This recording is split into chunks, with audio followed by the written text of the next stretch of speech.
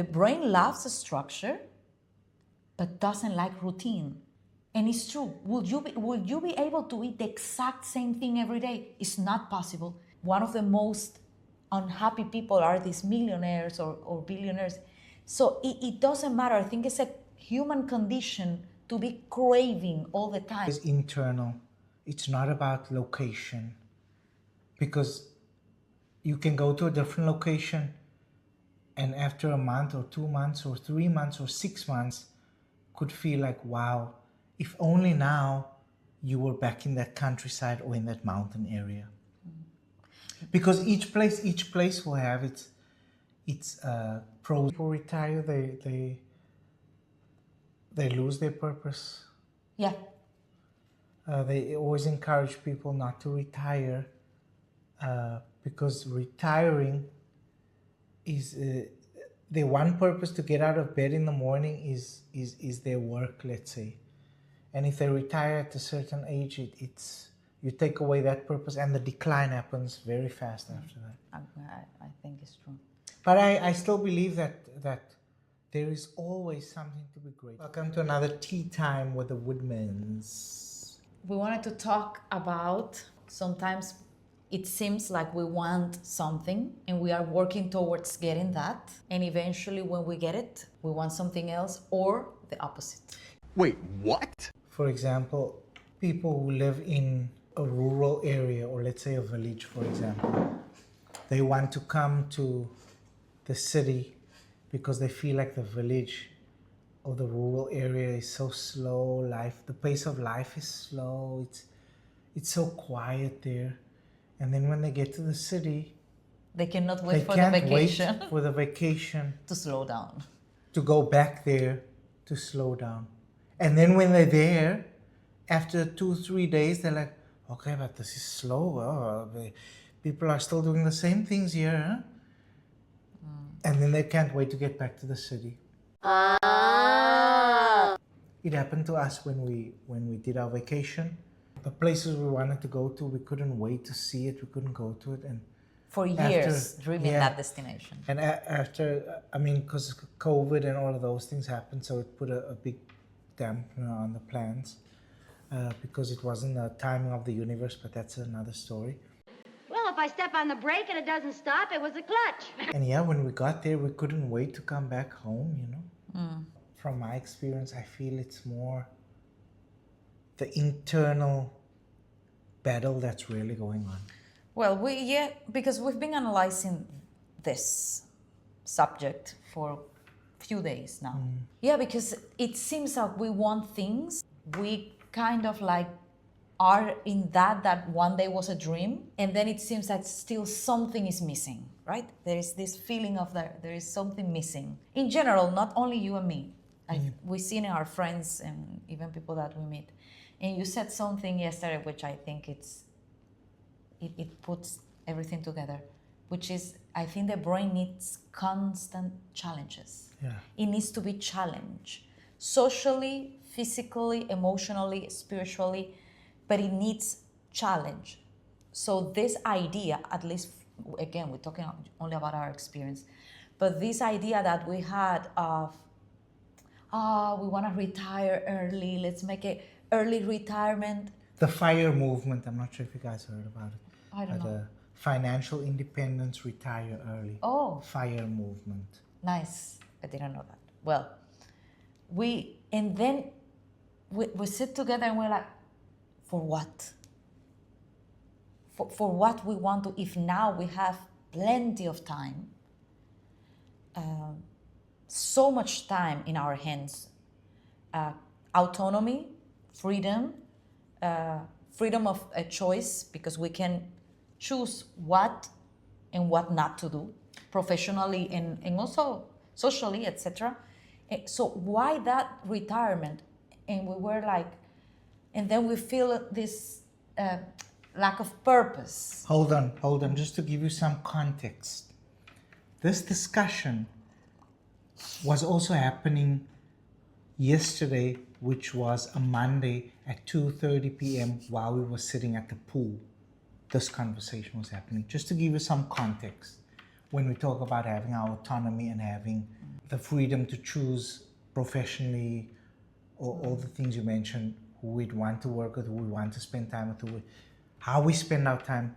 That's what we're doing on a Monday, the first Monday of the month, which is usually generally the busiest Monday. But feeling that something is missing. Yeah. The whole conversation in this context, that still feeling like there is something missing in our lives, when what most of us work to get, which is freedom, time for yourself to do what you really like, this autonomy of to decide what to do and not to work for, we kind of have it without being millionaires. We don't want to also create it.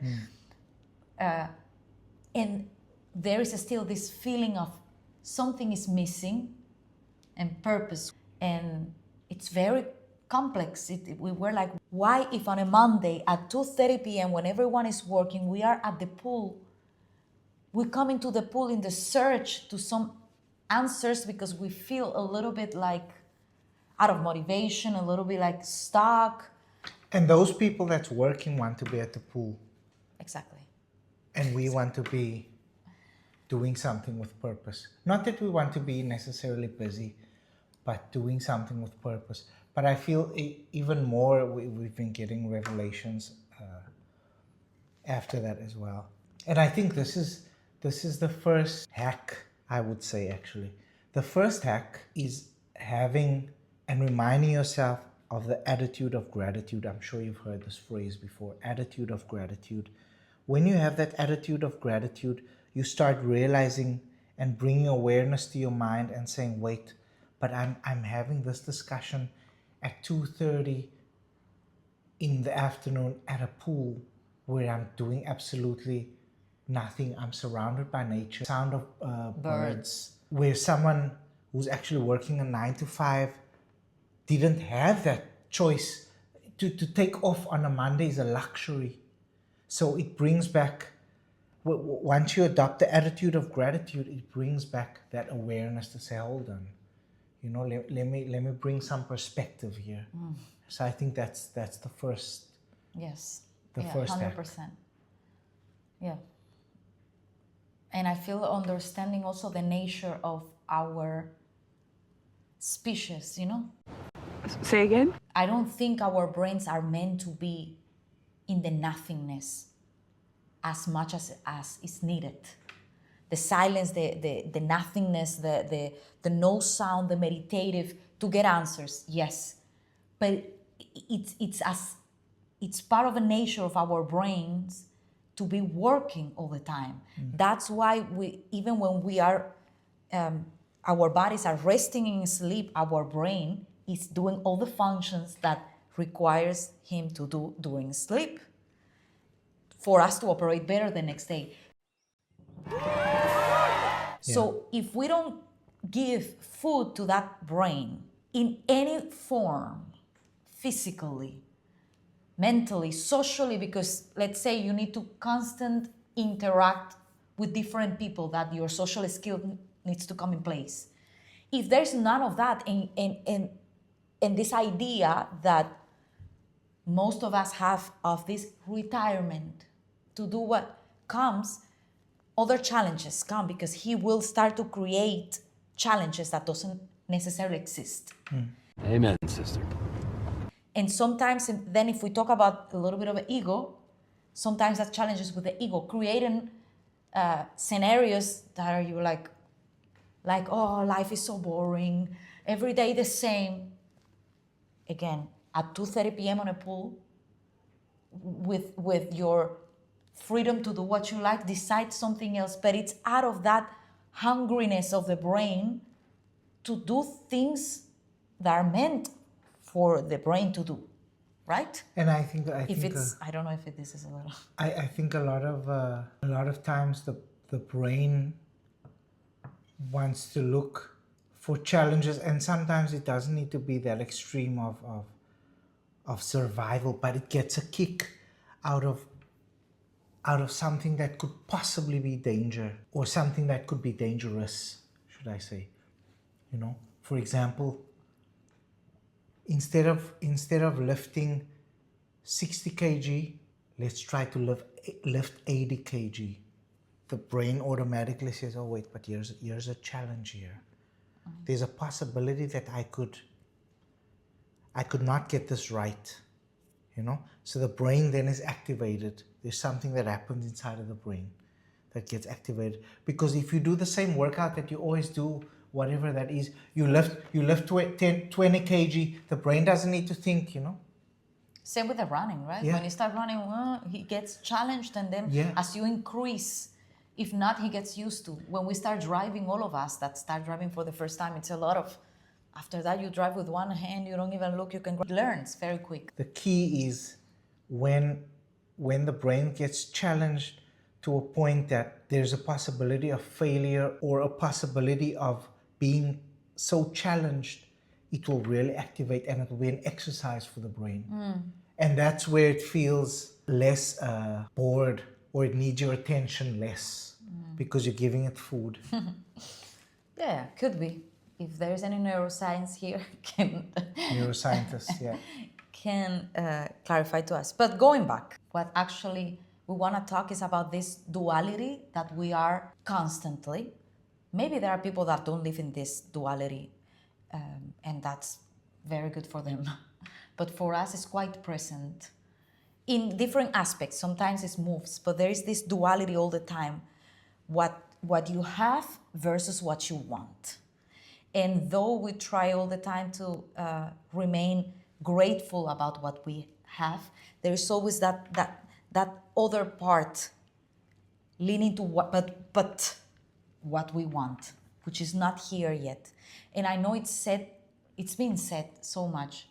You need to be here and now and present, but it's deeper and more difficult than one would think. The brain also is all the time putting us in the future or in the past, constantly. So that constant battle to bring it back here, you wanted this time, you know, you wanted to move to that city because it's where opportunities for your career or for your expansion will be. But now you working, waiting for those vacations in that mountain, isolated from people, calm.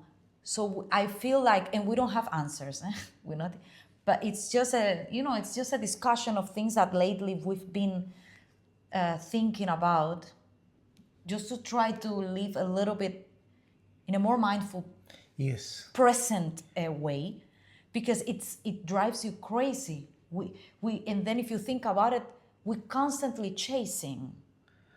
So we either, I would say we either, at least from our experience, we either chasing or we running. What are we chasing, or what are we running from? Yeah, and I mean, I think your tattoo, the one you have there, is very beautiful.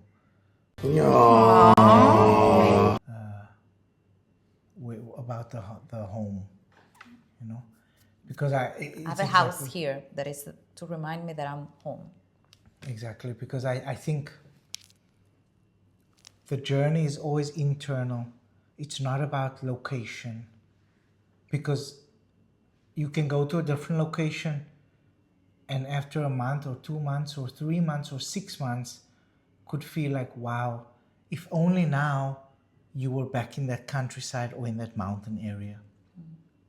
Because each place will have its pros and cons, 100%. Yes, but beyond that, because we need to understand something here. Our reality is not everyone's reality. There are people at the level now of survival. My family in Cuba. Why you talk about that they just want to have the basics to sustain themselves daily with the pretty basics, which is decent food, electricity 24/7, water, the supply. It's not even about the mountains, the purpose. They want the basics to run a decent life. The purpose is survival. Yes. So if you think about it, if we can, because I think at the end of the day, this is what we're trying to work on, and the takeaway here is, if we can in any circumstance to stay and see the positive, and not only the positive sounds too like, but the value of what we have in that moment, and try to make the most of it, it will help us to not go to that future, you know.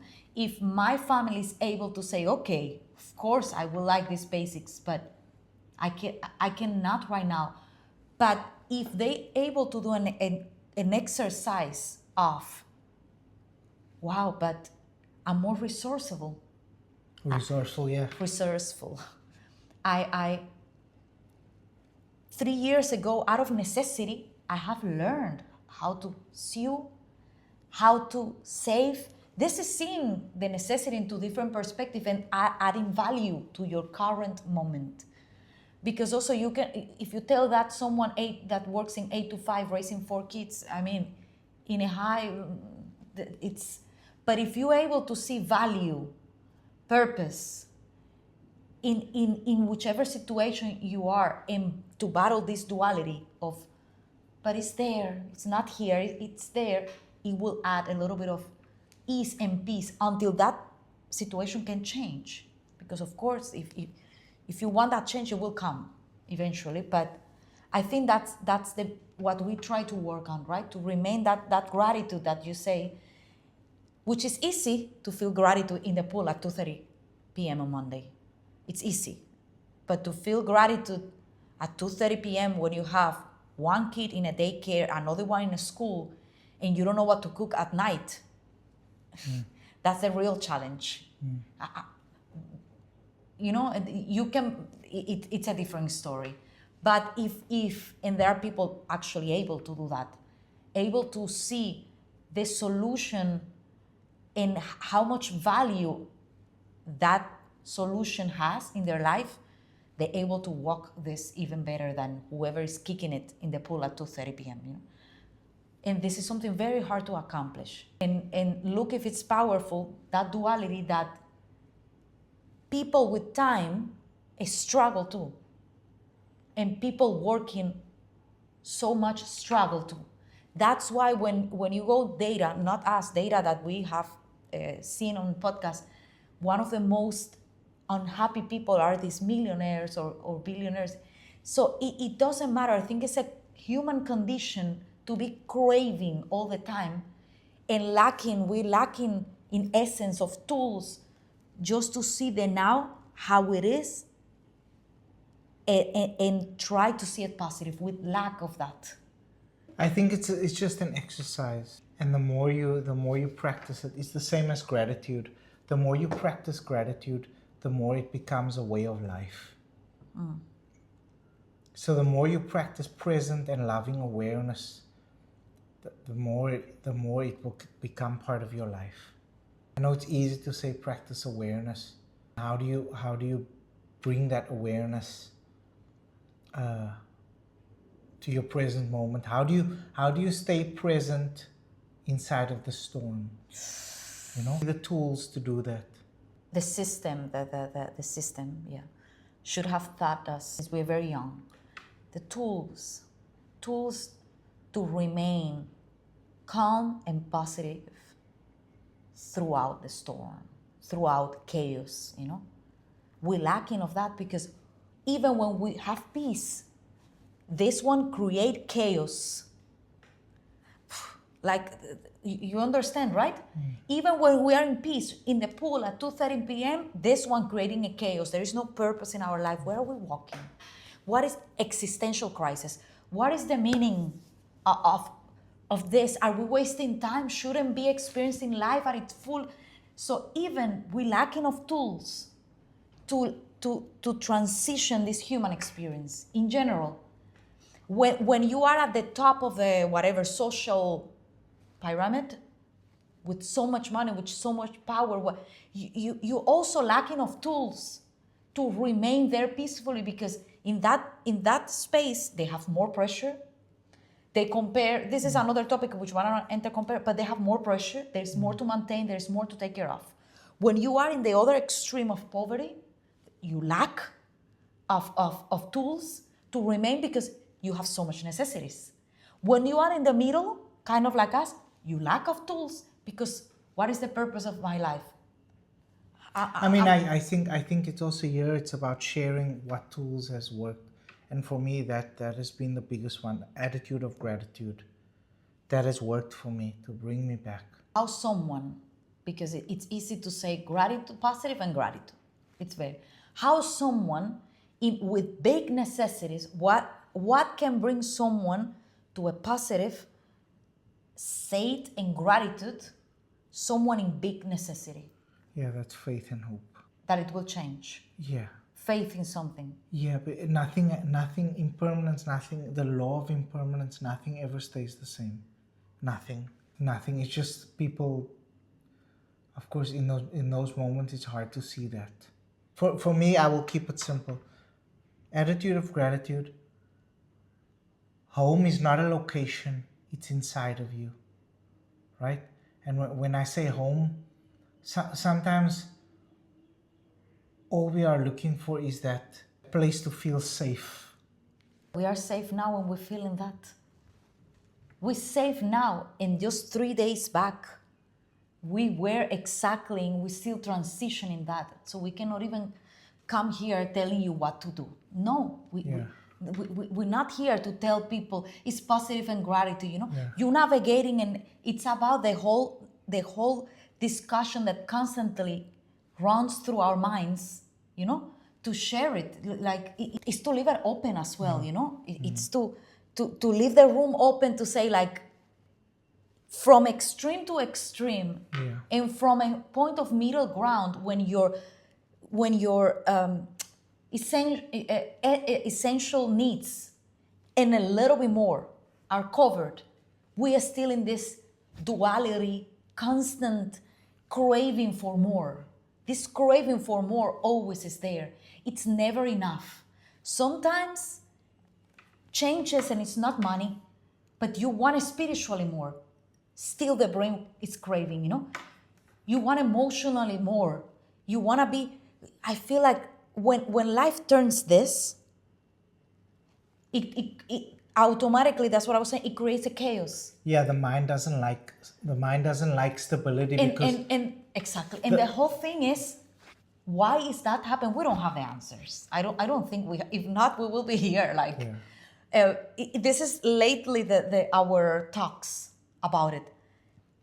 The mind doesn't like that, but think also deeper. The mind also doesn't like extreme poverty.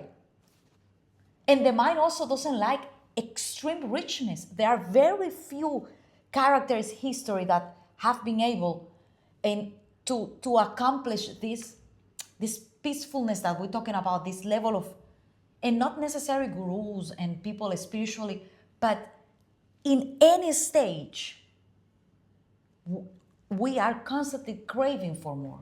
Craving for more purpose, craving for more money, craving for more green, craving for a cleaner air, craving for it's constant. I mean, even how to stop it, we don't know. The one very famous chef is a very good example of that, where he's been number one chef, awarded the best chef in the world 3 times in a row, has 1 million different restaurants, high-end restaurants, and even then he still cannot rest and cannot relax because he needs to challenge himself, because he operates very well in that state of recreating, constantly building from nothing up. Maybe that's the essence of what we're supposed to do in this human experience. We don't know what, but the whole thing is how you can really, we don't know, but how we can really remain grateful and remain as positive as we can, because we know that also we need a stress, we need downs to appreciate more the highs. All this contrast in life are needed. But how we can remain present, happy and positive, content, regardless the external. Because right now we could have been very unfair to people for feeling how we felt 3 days ago, we totally own it and accept ourselves, but could be very fair, even for my family. We spoke about it. So, and then we got into this conclusion where it's the mind that needs to be challenged constantly.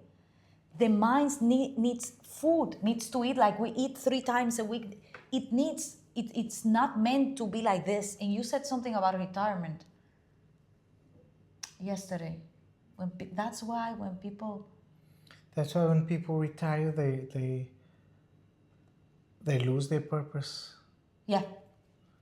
They always encourage people not to retire because retiring is their one purpose to get out of bed in the morning is their work, let's say. And if they retire at a certain age, it's you take away that purpose, and the decline happens very fast after that. I think it's true. But I still believe that there is always something to be grateful for. Yes, Even 100%. if you say the mother with 2 kids that's working 2 jobs or 3 jobs, she still has something to be grateful for. Because what does the homeless person say? Oh, well, at least that lady has a house. Of course, and the health of her kids. Yeah. So But we're lacking of tools. Yeah. To go to that place of gratefulness. We haven't been collecting so much tools to, as soon as we get out of that, come back. As as a human race. Generational. Maybe our parents, because had less than us.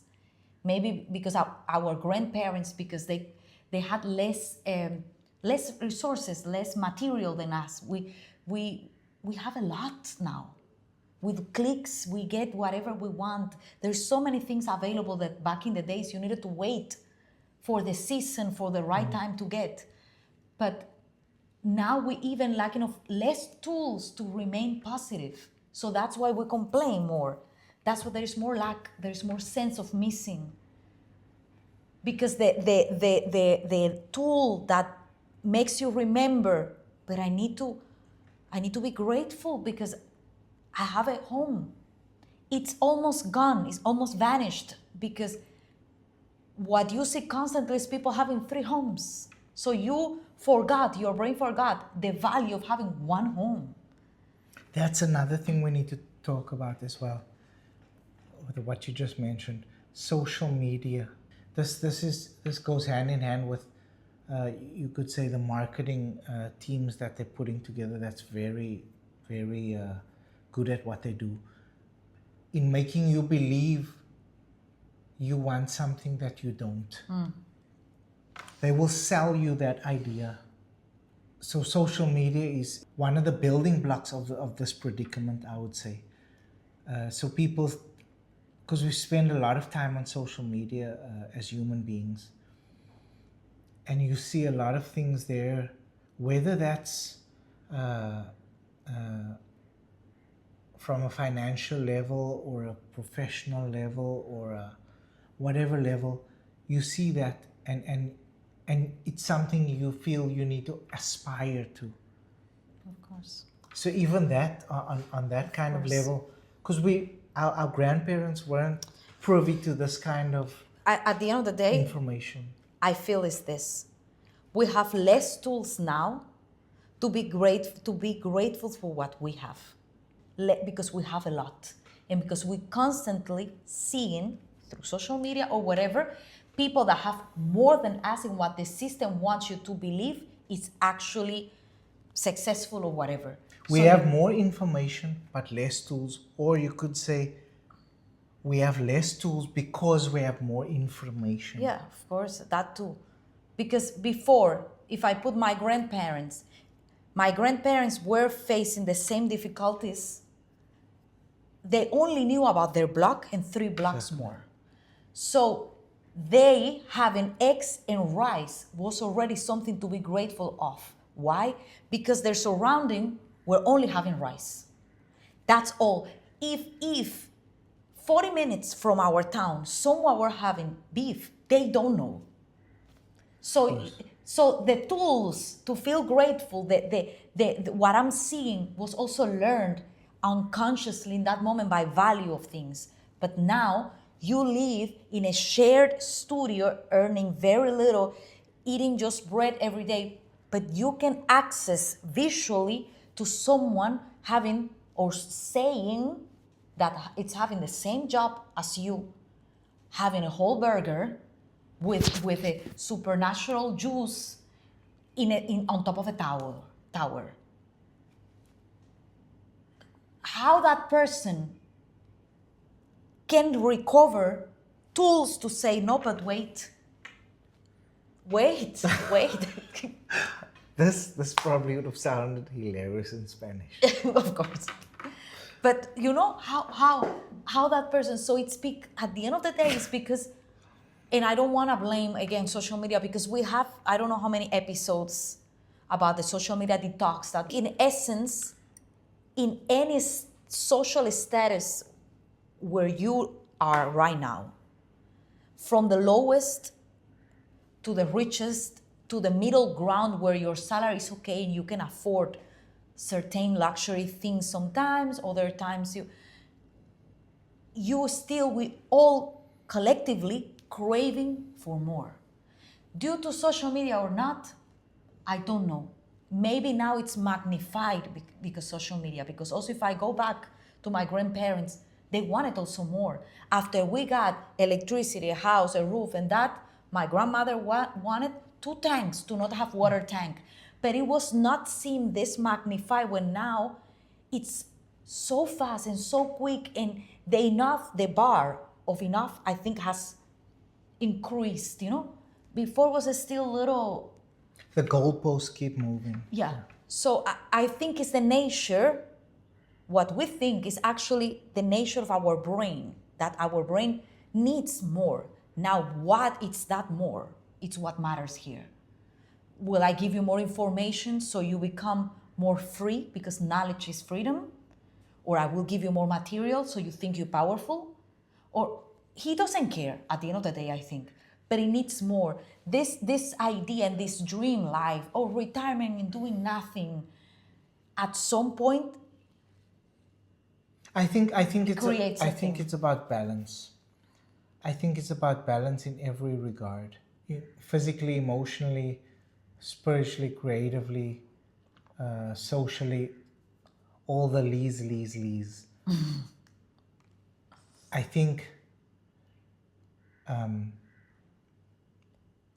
for our brain to also have part of our day, for our brain to be exercised equally, Don't you think the brains, maybe our brains, human brains, they don't like, as much as they love routine, but they don't love comfort. not comfort. We have this word in Spanish, because it's routine. What's the word in Spanish? I'm trying to remember. This is maybe the brain, maybe we hear just loves a structure but doesn't like routine. And that's what even some of these neuroscientists recommend. Don't drive the same way every day to your gym. Don't take the same way. Because your mind goes on autopilot. Yeah. It doesn't work. Atrophy starts. The same neurons are firing. Yeah. So maybe the brain likes a structure, that you sleep at the same time, like you eat, you operate better from a healthy point of view. But routine, it drives him crazy because he needs to keep this operating system running. And that's when then you start caring about these small things. Look at how this person looked at me.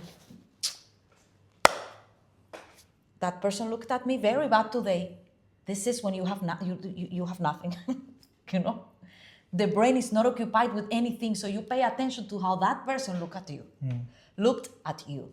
But if your brain was attentive in how to lift this, you don't pay attention who's looking and who's passing, because the brain is just completing how to structure something. So maybe I got the answer. The brain loves a structure, but doesn't like routine. And it's true. Will you be able to eat the exact same thing every day? It's not possible. It's even bad for your microbiome. Wow. But eating at the same time, but different.